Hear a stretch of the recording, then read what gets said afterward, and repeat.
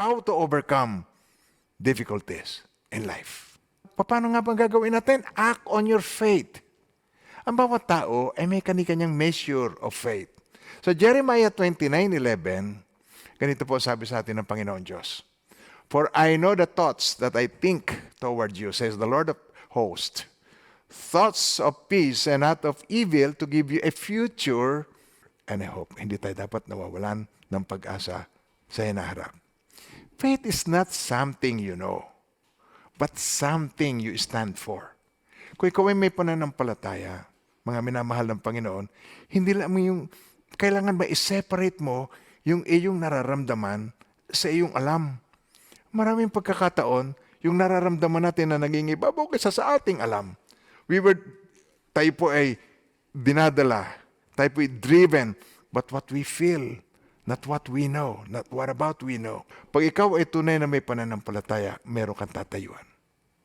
At ito ay binanggit na sa atin ni Pastor Rico noong nakaraang linggo, kung natatandaan ninyo, binanggit niya, bakit siya nanatili pa rin sa church? Sapagkat siya ay merong stand. 2 taon niyang ipinanampalataya kung siya ay mag-i-stay sa church o hindi nung nagkaroon tayo ng difficulty.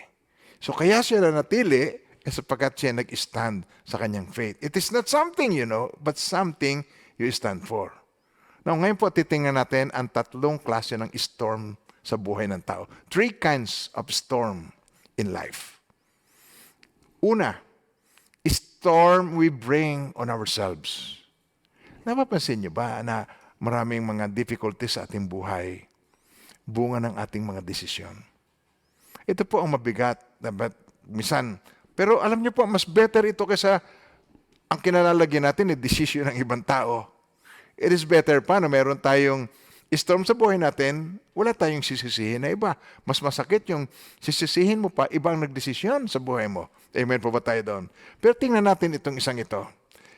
Ito po yung storm na pagka ating naramdaman sa ating buhay, mga minamahal ng Panginoon. Halos hindi na natin alam kung anong ating gagawin.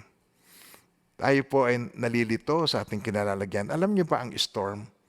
Ito isang sitwasyon na hindi mo gusto. Ito isang sitwasyon na mabigat na karanasan. Ang pangalawa ay storm brought by God. Ang isang example ko, tinan niyo po. Ang isang example ko rito sa storm, o bagyo na ang Diyos ang may dala, yung mga disciples, alam ni Jesus na aabutin ng unos. Sabi niya, let us go to the other side. At habang sila ay nasa gitna ng journey, katulad natin na nasa gitna tayo ng journey ng ating buhay, dumaranas tayo ng storm. At minsan, may mga pagkakataon, Diyos ang nagdala niyan sa atin. Sinadya niya na isama tayo doon. Bakit ganon? To teach us faith. Gusto ng Lord na ang tiwala natin ay hindi sa paligid, hindi sa tao, hindi sa ating sarili. Gusto niya magtiwala tayo sa Kanya, ang talagang tunay na maaasahan natin. Pag may kinalaman ito sa ating future, wala nang iba kundi ang ating Diyos. Amen po. Ang pangatlo ay storm caused by other people. Itong klase na itong problema at difficulty, ikaw ay victim. Mahirap dalhin pag ikaw ay victim. Kumisan, hindi mo malaman kung bakit nangyari sa iyo ang mga bagay na yan. Amen po. Pero meron akong good news sa inyo. God is in control. Amen. So titingnan natin ngayong umaga ang lahat ng ito, kung paano yung mga storms ng buhay ay ating mapagtatagumpayan. Kaya dito sa ating titingnan, ito po yung biyahe ni Apostle Paul. Pupunta siya sa Rome para siya ay makipag-usap, para ang kanyang case ay kanyang ilahad kay Caesar. So ito po, umpisahan natin sa Acts 27, verse 1 to 9. And when it was decided that we should sail to Italy, doon sa Rome, they delivered Paul and some other prisoners to one named Julius, a centurion of the Augustan regiment. Now, so entering a ship of Adramyttium, we put to sea, meaning to sail along the coast of Asia. Aristarchus, a Macedonian, and Thessalonian was with us. So sila ay sumakay na rito sa barkong ito, at sa pangalawang araw, nakita ang kaagad ng godly favor si Apostle Paul. itong centurion na si Julius, he treated Paul kindly and gave him liberty to go to his friends and receive care. Natatandaan niyo pati yung panahon ni Joseph, kahit siyang nanaon, kahit siya nasa bilibid, nakakulong siya, kahit siya ay prisoner, kahit siya ay slave na naglilingkod, ang favor ng Lord ay laging kasama niya. Alam niyo, pag tayo sa Diyos nagtitiwala, ang favor niya ay laging nakakasama natin at natatanggap natin. Amen po. Now, when he had put to sea from there, we sailed under the shelter of Cyprus because the wind were contrary. So dito, nagsisimula na silang maka-experience ng difficulty. At bumibiyahe na sila rito, naglalayag. Alalahanin natin, ang mga barko nung unang panahon ay hindi po internal combustion. Ito'y umaasa sa hihip ng hangin, sa layag. Kaya sila ay nagpunta doon, they came to Myra, a city of Lycia, and there the centurion found an Alexandrian ship sailing to Italy, and he put us on board. Sinakay sila, nakatagpo ng isang barko doon, na yun ang kanilang sasakyan. So nag-transfer na sila doon sa barko na ito. Now, nagsimula na ang difficulty sa kanilang biyahe. Sabi po rin sa verse 7, the wind not permitting us to proceed. We sailed under the shelter of Crete of Salmon. Hindi na sila nakakapagbiyahe, unti-unti nang sumasama ang panahon. Passing it with difficulty, we came to a place called Fair Haven near the city of Lasea. Now, when much time had been spent and sailing was now dangerous. Sabi niyo word na yun, sailing was dangerous. Ang paglalayag ay nagiging mapanganib na. Hindi na ito favorable. Kaya ang sabi ni Apostle Paul ay ganito, men, I perceive that this voyage will end with disaster and much loss, not only of the cargo and ship, but also our lives. Ito yung word. Pakinggan natin mabuti. Ang sinabi ng servant ng Lord, men, I perceive. Men, I discern. Nadidiscern ko. Aking nakikita, meron akong pangitain na itong biyahe na ito, itong voyage na ito, will end with disaster and much loss, not only of cargo and ship, but also our lives. Meron tayong tatlong bagay.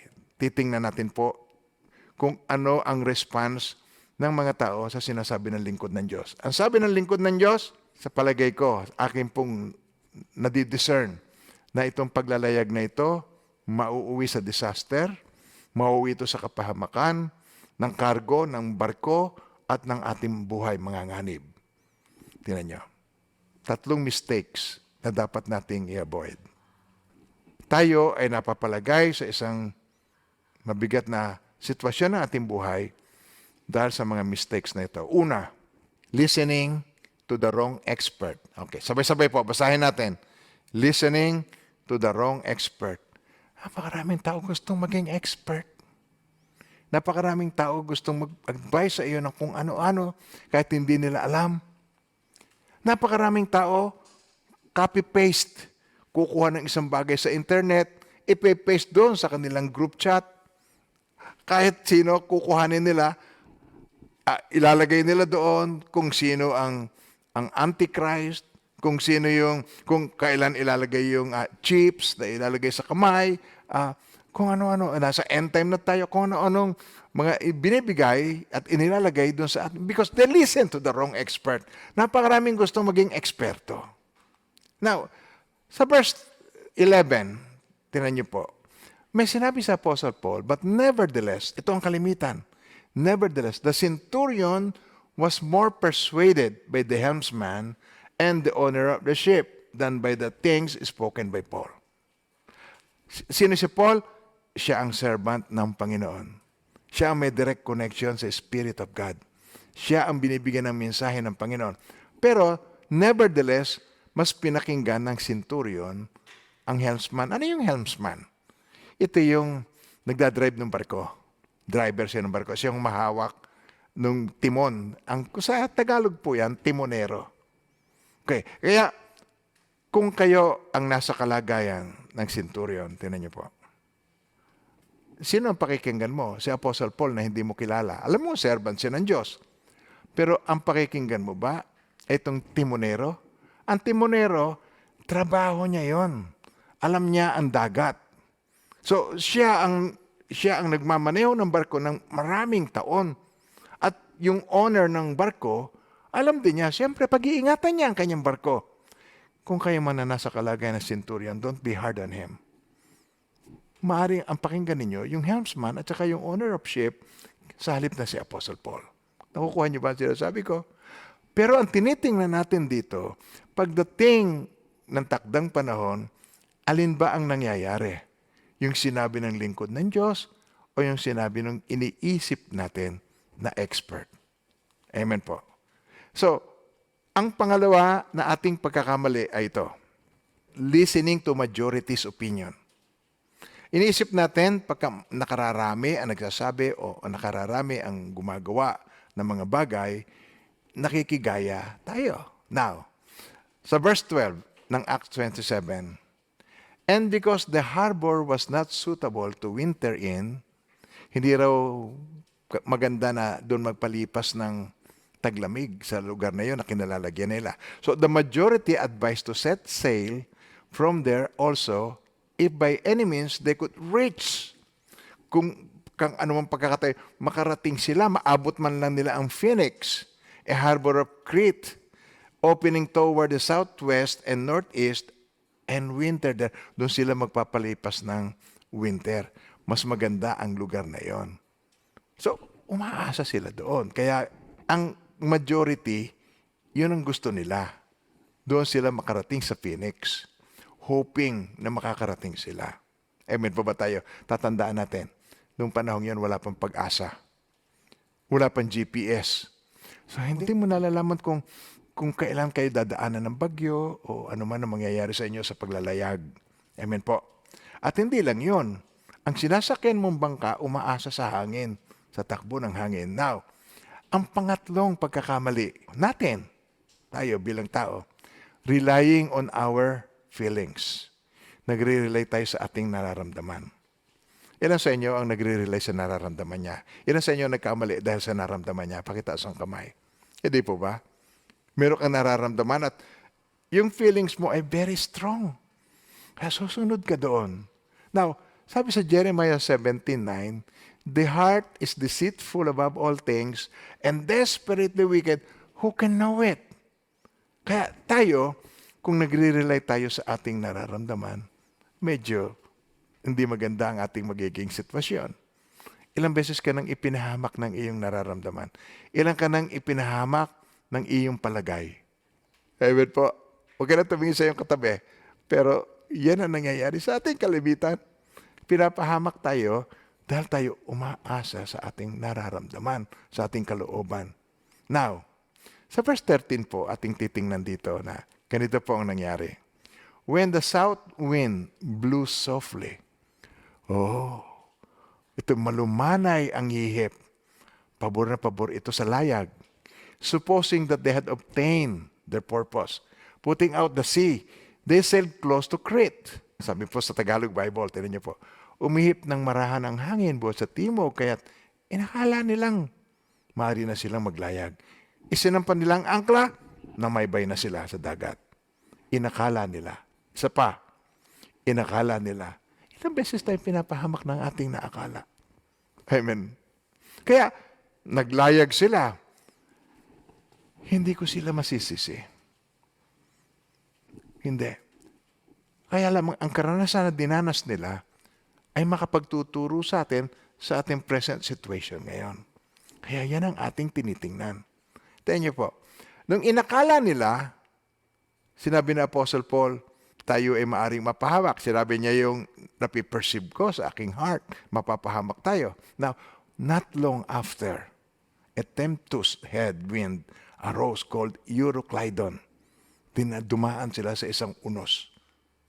At nung dumaan sila sa unos, dito na nagsimula ang istorya ng buhay, how to overcome difficulties in our lives. Itong epekto ng storm sa buhay. Itong epekto ng dumadaang bagyo sa ating buhay. Number 1, drifting away. Ano ibig sabihin ng drifting away? Nagpapatianod na lang. Nakikarried away ng problema. Nawawala ka na sa direksyon. Ilan na sa inyo nagkaroon ng problema na siya ay nakarried away ng problema? Nawala sa direksyon. Ako una magtataas ng kamay. Dumanas ako niyan. Salamat sa Diyos na rausan ko. Salamat sa Diyos, tinulungan niya ako. At ako naririto ngayon sa harapan ninyo para makapagpatotoo. Pagka tayo ay dumaan sa storm, nagkakaroon ng darkness ang ating isipan. Bakit nagkakaganon? Nagdidilim tayo. Pag ikaw ang nasa loob ng problema ng buhay, difficulties ng buhay, alam niyo, madali kang mag-advise pag ikaw ay wala doon, pag ikaw ay nasa labas. Pag ikaw mismo ang nasa loob, nagkakaroon tayo ng darkness sa ating mind. Tayo ay napapagod. Tayo ay nahihirapan. At noong panahon yon, walang kompas. Nagbabiyahe sila at dinaanan sila ng storm. Walang kompas. Walang star. Alam nyo, sinyalis yan ng mga mangingisda. Merong star. So titingnan nila yung position ng star at alam nila kung saan silang direction. Walang star dahil may darkness. Walang lighthouse. Wala silang ibang maasahan. Amen po. So, sa verse 15, ang sabi dito ay ganito. Okay, tingnan natin kung paano yung nararamdaman na nila. Ito yung experience nila na ikinoconnect natin sa ating present situation. Nagigets yung ba? Sabi ko, meron tayong matututunan sa karanasan ng mga taong nauna sa atin. And when the ship was caught and was unable to head against the wind, hindi ito makasalunga sa hangin, we gave up and letting her drift were borne along. Hinayaan na lang mag-drift. Hinayaan nilang magpatianod. Okay, sa verse 17, the men pulled it up on deck, then they passed ropes under the ship to reinforce it, fearing that they would hit the large sandbank of the shores of Libya. They lowered the sail and were carried along by the wind. Patangay-tangay na lang sila. Binaba na lang nila ang kanilang layag at nagpatianod na lang sila, nagpa-drift away. Nagpatianod na lang, nagpadala na lang. Tingnan natin dito sa verse 15. Sa Tagalog, tingnan niyo po. Ready? Okay, read it. Okay, go. At hinampas ang barko, hindi ito makasalungat sa hangin. Kaya't napadala na lamang kami. Pagkasampa nito, binikisan nila ang malalaking lubid ang barko, itinali sa ilalim kasi po ang mga barko ay yari sa kahoy. At ito ay napakagaan at sinisiklot-siklot ng hangin. So tinalian ng malaking lubid ang barko at sa takot masadsad, ibinaba nila ang layag, nagpatianod na lang. Fear ang nagkosa kanila na magpatianod na lang. Nawawalan na sila ng pag-asa sa kanilang buhay. Pag dumarating tayo sa ganitong sitwasyon, ang susunod na mangyayari sa atin, i-dispose na natin ang lahat ng bagay. Dispose everything. Throw away goals in life. Throw away values in our lives. And we become impulsive sa ating mga desisyon. All of a sudden, magdidesisyon. Ang relationship, didesisyonan. Maghihiwalay na kami. Mawawasak ang pagsasama. Ginigib up ang mga pangarap sa buhay. Iginigib up ang relationship. Ang mga bagay na important sa atin, na i-give up natin. Sa mga ibang mga tao, ang television na napakatagal pinag-ipunan, isasanla o ipagbibili ng napakamura para lamang malutas yung o matapos na yung paghihirap na dinadanas niya sa mga sandaling yon ng bagyo ng buhay niya o yung difficulties ng kanyang buhay. Binibenta yung, ito nakakalungkot, binibenta yung mga gamit sa pag-aararo, yung mga gamit sa bukid, yung mga magbubukid, ibinebenta ang kalabaw. Paano ka pa makakasurvive kung ibinenta mo yung mga bagay na mahalaga na magagamit mo sa iyong hanap buhay? Amen po. We dispose everything pag tayo nasa loob ng problemang ganito. Sa Acts 27, niyo po, sa verse 18 and 19.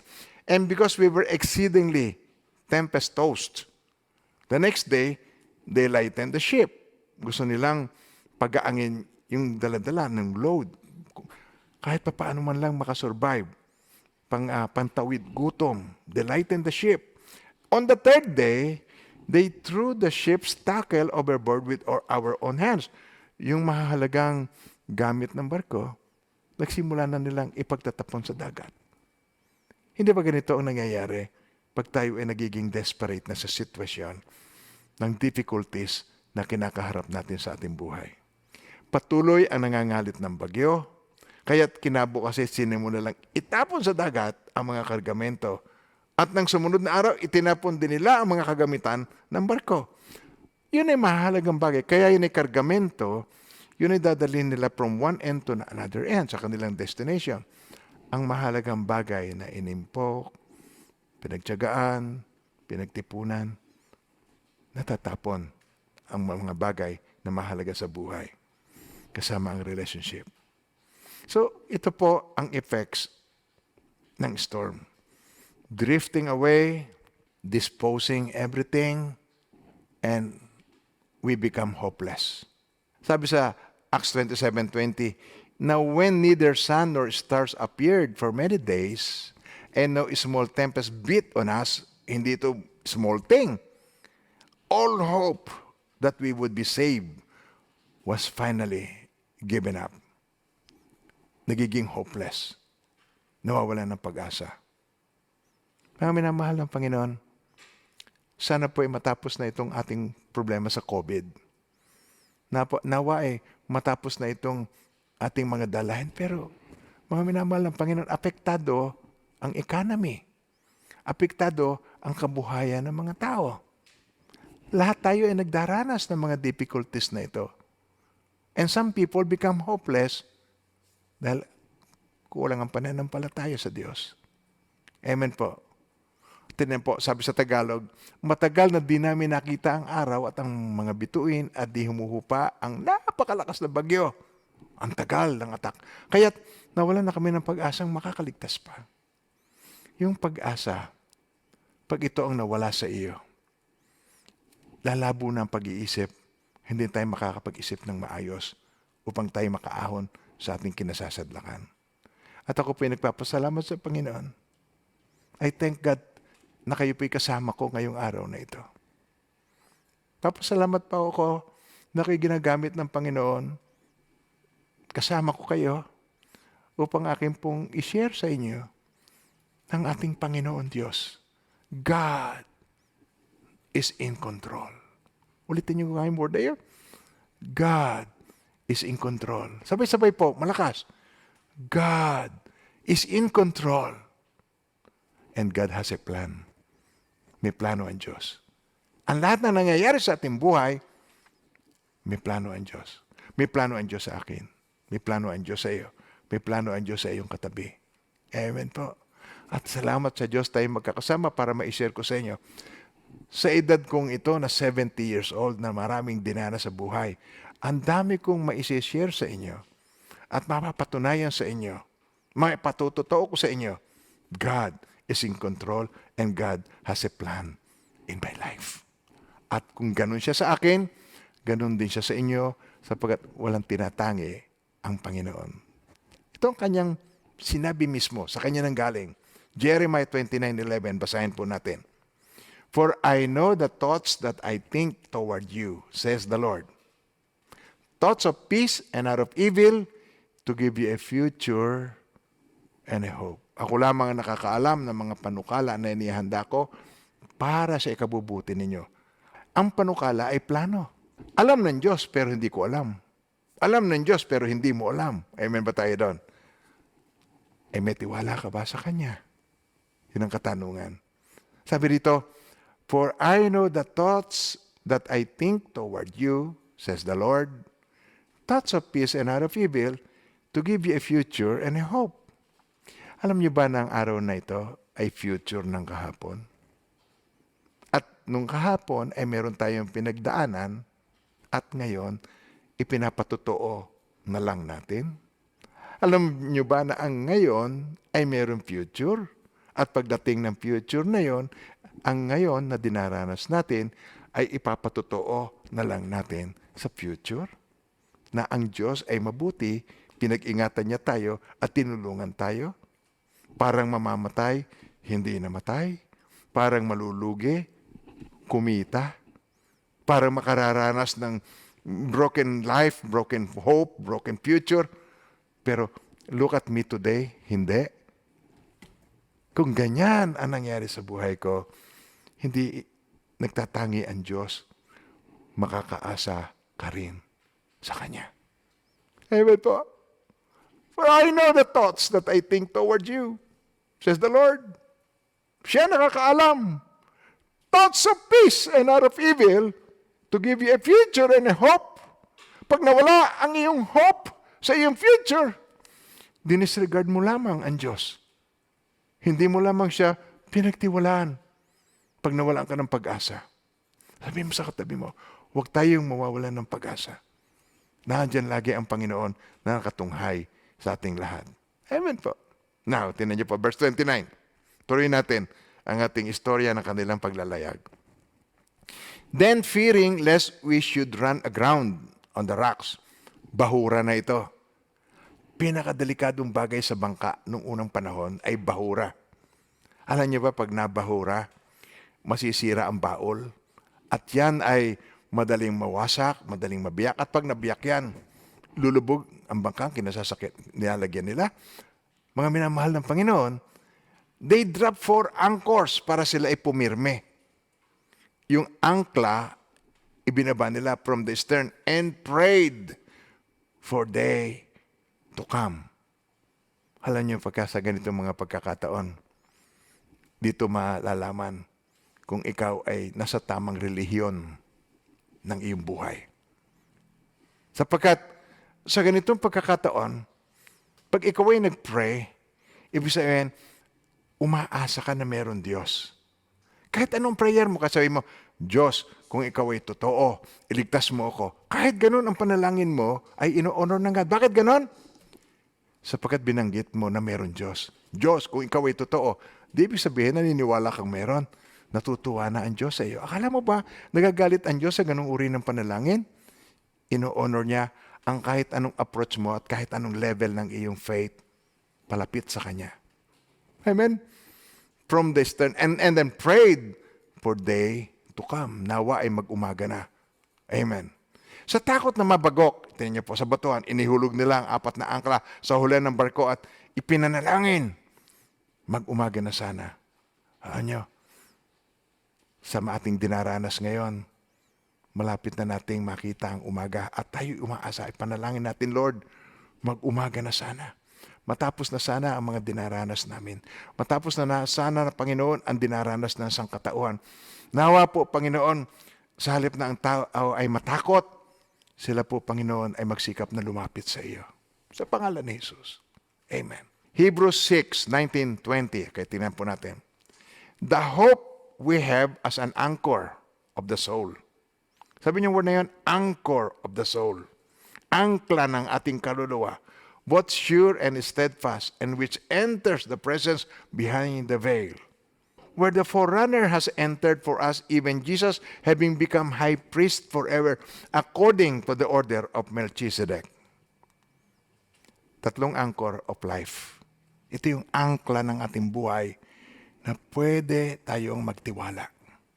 Mga minamahal ng Panginoon, ang angkla ay upang huwag tayong mag-drift away. Ang angkla upang tayo ay maging matatag. At ito, titingnan natin yung 3 angkla na ito na binabagit ng salita ng Diyos na maaari nating pagkatiwalaan at maaari nating maasahan. Number 1, presensya ng Diyos, the presence of God. Sa Acts 27 verse 21-23, sabi ni Apostle Paul, but after long abstinence from food, medyo sila nahihirapan na, kinakapos na sila sa pagkain. Then, Paul stood in the midst of them and said, "Men, you should have listened to me and not have sailed from Crete and incurred this disaster and loss." Dapat po ay nakinig kayo sa akin. Alam nyo, mga minamahal ng Panginoon, ang makalingkod ng Diyos, pag nangungusap ang Diyos sa Kanya at sinasabi kung ano yung Kanyang napiperceive, kung ano yung Kanyang nadidiscern. Halimbawa po, ay may nagpapakounsel sa akin at may sinasabi ako at hindi nakinig sa akin at merong hindi magandang nangyari sa Kanya. Nahiya po akong sabihin ito na dapat nakinig ka sa akin. Dapat hindi mo ginawa yung sinasabi kong huwag mong gawin, huwag mong ituloy. Nalugi ka tuloy, iyo. Meron tuloy nangyaring hindi maganda sa iyo. Nasira tuloy ang pagsasama ninyo. You said, have listened to me. Tingnan niyo po yung sabi ni Apostle Paul. Tama sa verse 22. But now, and now, I urge you to take heart, for there will be no loss of life among you, but only of the ship. Wow! Tingnan niyo po. Pero ngayon, sinasabi ko sa inyo, naksan niyo inyong loob. Walang buhay na mawawala. Walang babawian, walang mamamatay sa atin. Ang barko lang ang maaaring mawasak. And sa verse 23, for there stood by me this night an angel of God to whom I belong and whom I serve.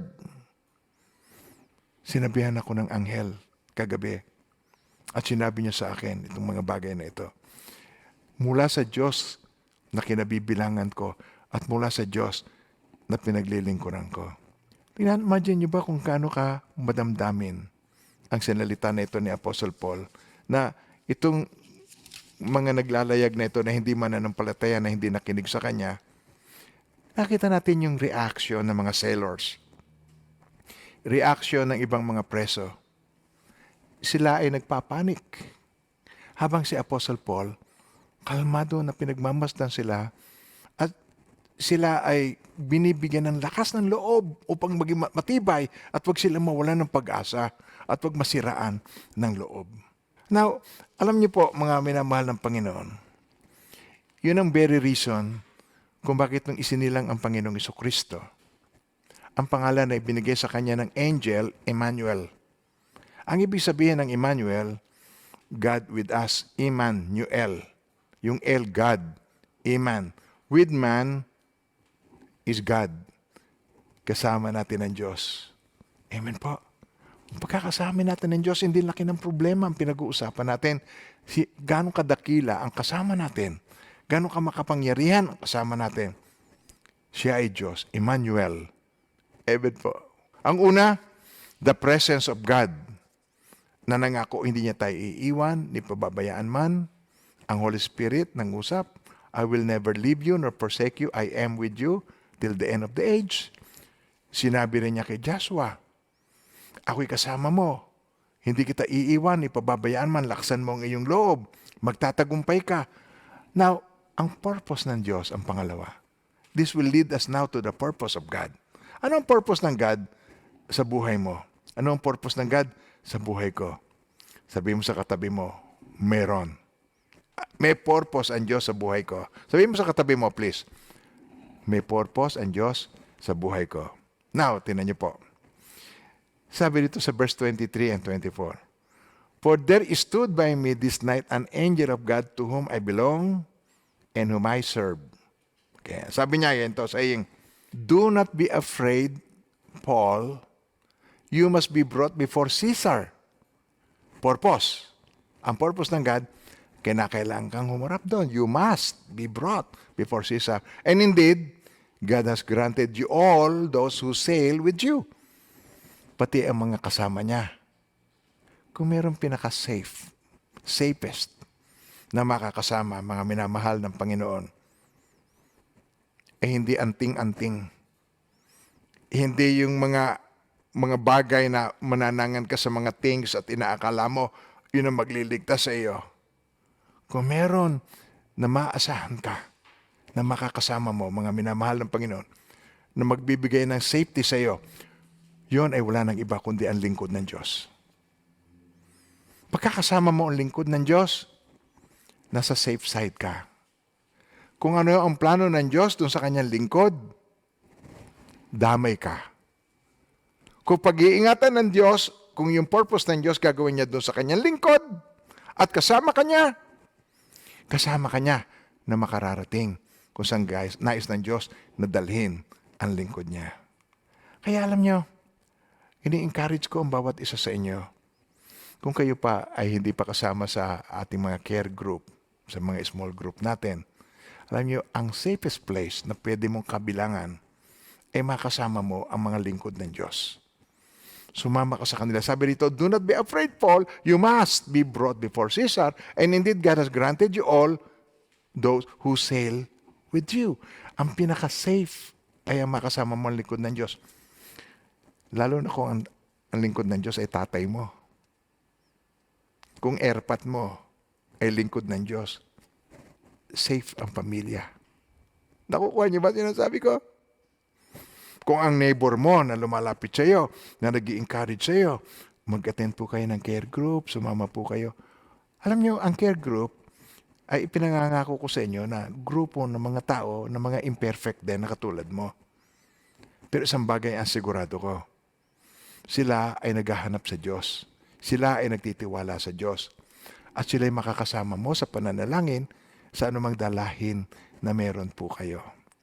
Hini-encourage ko po kayo na mag-join sa care group. Makaka-experience kayo ng kakaibang fellowship sa grupo na inyong kabibilangan. Hindi naman kayo matatakot na tayo naman hindi magkakalapit. Ginagamit naman natin dito internet. Kaya nakakaroon tayo ng interaction, nakakapanalanginan tayo through internet. Amen po. Ginawa ng Diyos ang lahat na ito. Inihanda niya tayo para magamit natin ang lahat ng means para hindi maputol ang fellowship natin sa isa't isa. Kaya mag-join po kayo at ang presence ng God ay mararanasan po ninyo.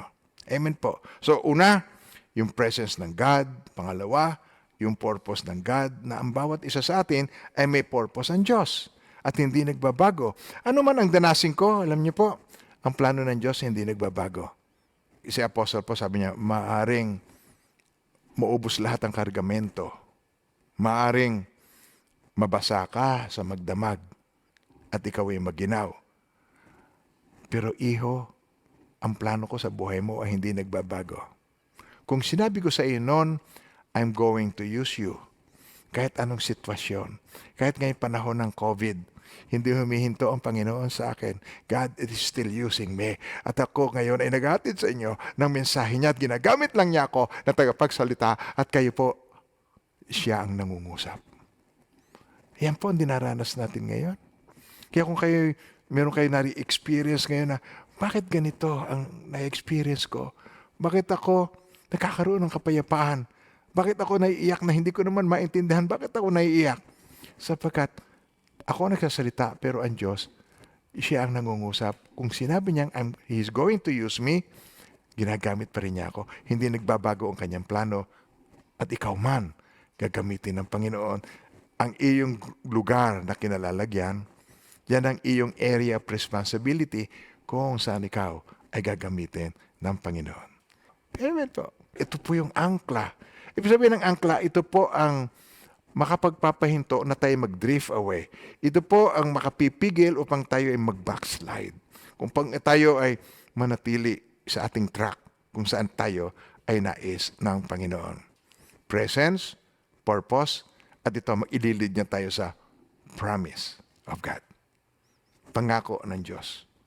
Ang sabi ni Apostle Paul sa verse 25, therefore, sabi niya, take heart, man, for I believe God, that it will be just as it was told me. Kung ano yung kanyang sinabi sa akin, kung ano kanyang ipinangako sa akin, yun ang mangyayari. I believe God. I believe God that God is going to use me and He is using me and He will be continuously using me. Ganon din ikaw na minamahal ng Panginoon. Sabi niya, do not be afraid, Paul.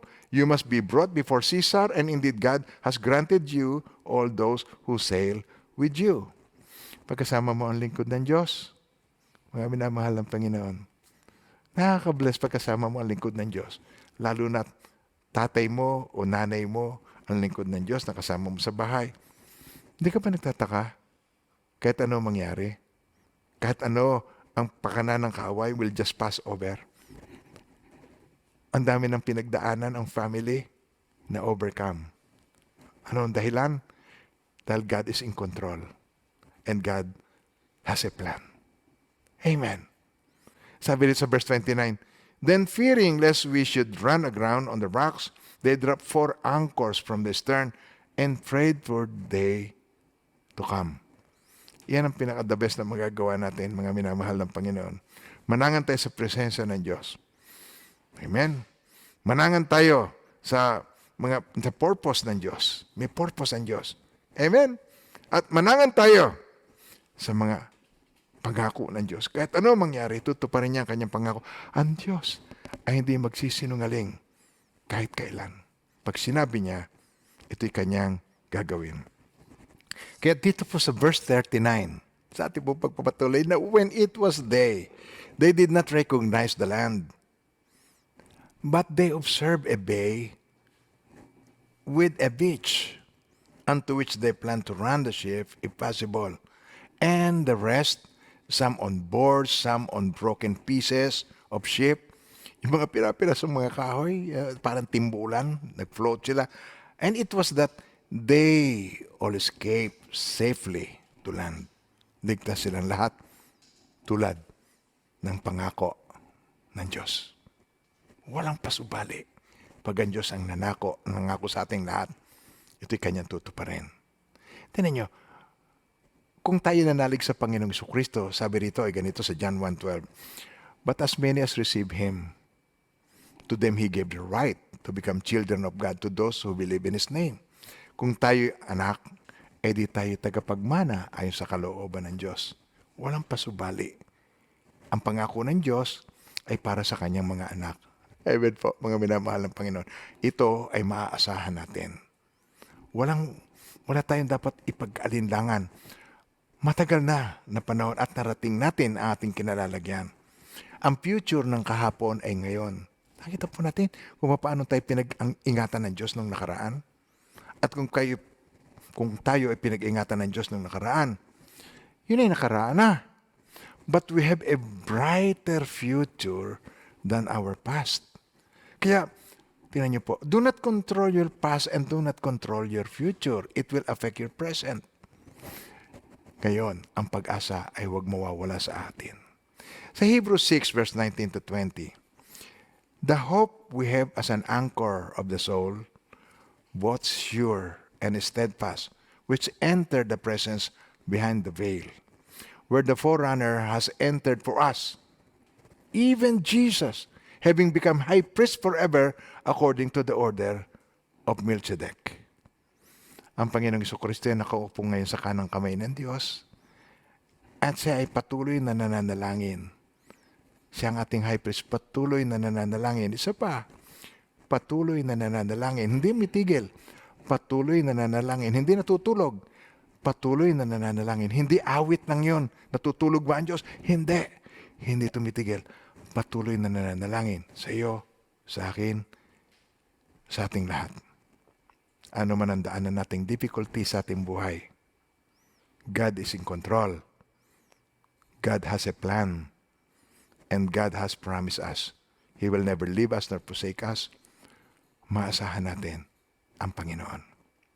Kung hindi pa ninyo natatanggap ang Panginoong Jesucristo, this is now the time na inaanyayahan ko po kayo na tayo ay manalangin. Ang panalangin ito ay pagtanggap sa Kanya bilang Panginoon, tagapagligtas ng ating buhay. Amen po. Sabi po sa Bible, kung ipapahayag ng iyong labi si Jesus ay Panginoon, at mananalig ka ng buong puso na siya ay muling binuhay ng Diyos, maliligtas ka sapagkat ang tao ay nananalig sa pamagitan ng kanyang puso, sa gayon ay napapawalang sala at nagpapahayag, prayer, sa pamamagitan ng kanyang labi at sa gayon ay naliligtas. Yun ang simula ng isang relationship, eternal relationship. Sampitin niyo po ang panalangin ito. Iturin niyong ito ay panalangin ninyo na pumpusin ninyong ipag-pray. Mahal na Diyos, maraming salamat sa iyong pag-ibig sa akin na walang kapantay.